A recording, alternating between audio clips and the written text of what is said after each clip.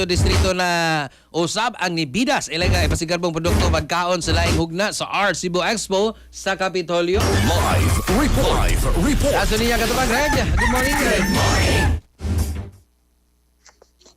Yes, Katubareg, may buntag niya, may bunot-bunot sa mga sukitik, paminaw na mga tuhora, panahon na po sa Quinto Distrito sa probinsya Sugbo nga mga kalungsuran, ang nagpahigayon karon og exhibit, ingon man expo, diya mismo sa may usa sa mga mall, sa may North Reclamation Area, ning Takbayan Sugbo, kini may kalabutan, sa kini karong pagpida sa ilang mga produkto, pagpida sa ilang may kapasigarbo nga mga pagkaon, diya mismo sa nasoy nga mall, gikan itong Biyernes, hangtod karong adlaw, gikatakda nga magsugod o gigon man mahimo nga palit ang ilahang mga produkto sa Quinto Distrito sa probinsya Sugbo sa niskutan nga mall si Governor Pamela Pambari 4 mibutyag nga ang kiniskutan nga kalihukan matagbuan kini nga ipahigayon diya mismo sa niskutan nga mall gumikan kay siya nasayod nga ang mga Sugbanon, partikular na ang mga taga-Bayan Sugbo, ganahan gyud nga magka-atilaw sa mga delikasi usab sa ato ang mga kalungsuran dito mismo sa kadiyang bahin sa Bagatan o ang bahin sa probinsya Sugbo. Hinungdan nga ang paglanini diri mismo sa Kapayan Sugbo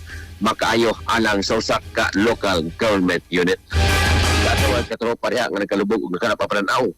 Inom kanunay og Vision X Plus of gel capsule gumikan kay kini kompleto sa mga phytonutrients nga mapagtar sa to mga mata, ano na kinilutin, carotene, vitamin E o zeaxanthin.